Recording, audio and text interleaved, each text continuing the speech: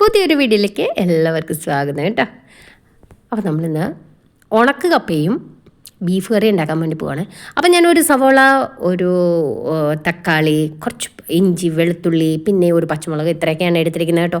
വളരെ കുറച്ച് ബീഫാണ് കറി വയ്ക്കുന്നത്. അപ്പം ഞാൻ എന്താണ്ട് ഒരു കുക്കർ എടുത്തിട്ടുണ്ട്.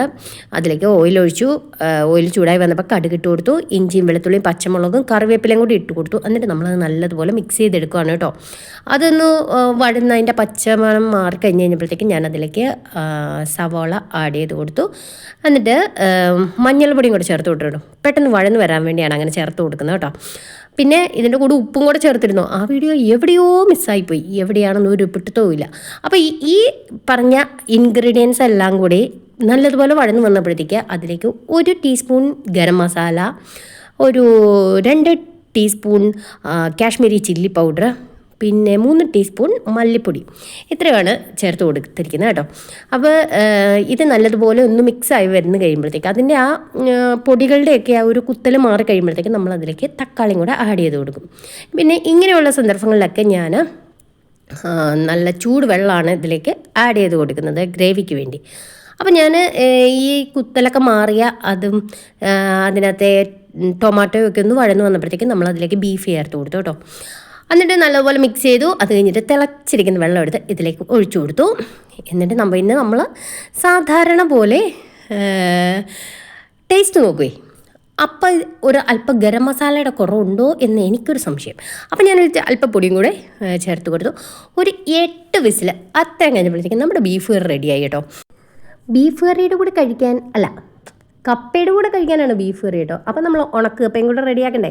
അപ്പോൾ അതിന് ഞാൻ ഓവർനൈറ്റ് കുതിർത്ത് വെച്ച കപ്പയാണ് എടുത്ത് ചെറിയ കഷ്ണങ്ങളായിട്ട് ഒടിച്ച് കുക്കറിലാണ് വേവിക്കാൻ പോകുന്നത് കേട്ടോ. ഇത് കുക്കറിൽ വേവിക്കുമ്പോൾ ഒറ്റ വിസിലടിച്ചാൽ മതിയാവുക. ഈ കപ്പയ്ക്ക് അത്രയും പെട്ടെന്ന് അത് വെന്ത് കിട്ടും. എന്നാൽ വെന്തോട്ടേ എന്ന് വിചാരിച്ച് ഒരു വിസിലും കൂടെ അടിച്ചു കഴിഞ്ഞാൽ ഭയങ്കരമായിട്ട് അങ്ങ് വെന്ത് ഭയങ്കരമായിട്ട് എന്താ പറയുക ജ്യൂസി ആയിട്ടിരിക്കും. അപ്പോൾ അതെനിക്ക് ഇഷ്ടമില്ലാത്തതുകൊണ്ട് ഞാൻ ഒറ്റ വിസിലും പിന്നെ ആ എയർ പോകാനുള്ള ഒരു ടൈമും കൂടെ കൊടുത്തു കേട്ടോ. അപ്പോൾ ഞാൻ ഇതിൻ്റെ എന്നിട്ട് വെള്ളം അത് ഓപ്പൺ ചെയ്തിട്ട് അതിനകത്തെ വെള്ളം കളയാൻ വേണ്ടി വെച്ചു. എന്നിട്ട് ഞാൻ പിന്നെ ഇതിന് വേണ്ട അരപ്പ് റെഡിയാക്കുവാണ് കേട്ടോ. അപ്പോൾ ആദ്യം ഉള്ളിയും പച്ചമുളകും കൂടെ ഒന്ന് ക്രഷ് ചെയ്തെടുത്തു. അതിനുശേഷം അതിലേക്ക് തേങ്ങ ആഡ് ചെയ്ത് കൊടുത്തു. കൂടെ മഞ്ഞൾപ്പൊടി ചേർത്ത് കൊടുത്തു. അത് നല്ലതുപോലെ അരച്ചെടുക്കുകയാണ് കേട്ടോ. എന്നുവെച്ചാൽ ഒരുപാട് പേസ്റ്റ് പരുവത്തിലൊന്നുമല്ല, ഒന്ന് ചതച്ച് എടുക്കുന്നു, അത്രേ ഉള്ളൂ കേട്ടോ. അപ്പം നമ്മൾ കുക്കറിൽ തന്നെയാണ് കപ്പ തിരിച്ചെടുത്ത് വെച്ചു. എന്നിട്ട് അതിനകത്താണ് ഞാൻ വേവിക്കുന്നത് കേട്ടോ. ഈ അരപ്പ് നമ്മൾ അതിലേക്ക് ചേർത്ത് കൊടുത്തു. പിന്നെ ആവശ്യത്തിന് വെള്ളം കൂടെ ഒഴിച്ചു കൊടുക്കണം. അപ്പം ഞാൻ ആ കുക്കറിൻ്റെ മിക്സിയുടെ ജാറ് അതിനകത്ത് വെള്ളം ഒഴിച്ചു അതിനകത്ത് ആ തേങ്ങയുടെ പീര എല്ലാം കൂടെ നമ്മൾ ഇതിലേക്ക് ആഡ് ചെയ്ത് കൊടുക്കുകയാണെങ്കിൽ എന്നിട്ട് പിന്നെ അതിനകത്ത് ഉപ്പും ആവശ്യത്തിനും കൂടുതലും കറിവേപ്പിലയും കൂടെ നമ്മൾ ചേർത്ത് കൊടുക്കും കേട്ടോ. അപ്പോൾ നമ്മളുടെ കപ്പ ഏകദേശം റെഡി ആയിട്ടുണ്ട്. ഇത് ഇങ്ങനെ ഒരു പരുവത്തിൽ ഞാൻ മറ്റൊരു പാത്രത്തിലേക്ക് മാറ്റി കേട്ടോ. എന്നിട്ട് നല്ലതുപോലെ നമ്മുടെ കോലിട്ട് ഇളക്കി മറിച്ചിങ് എടുക്കുകയാണ് കേട്ടോ. എൻ്റെ ദൈവമേ എന്തൊരു ടേസ്റ്റാണെന്നറിയോ.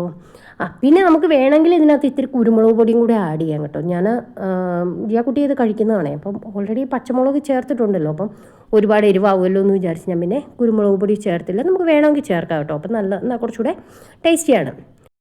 അപ്പോൾ നമുക്ക് അടുത്ത വ്ളോഗിൽ കാണാം. Bye, see U.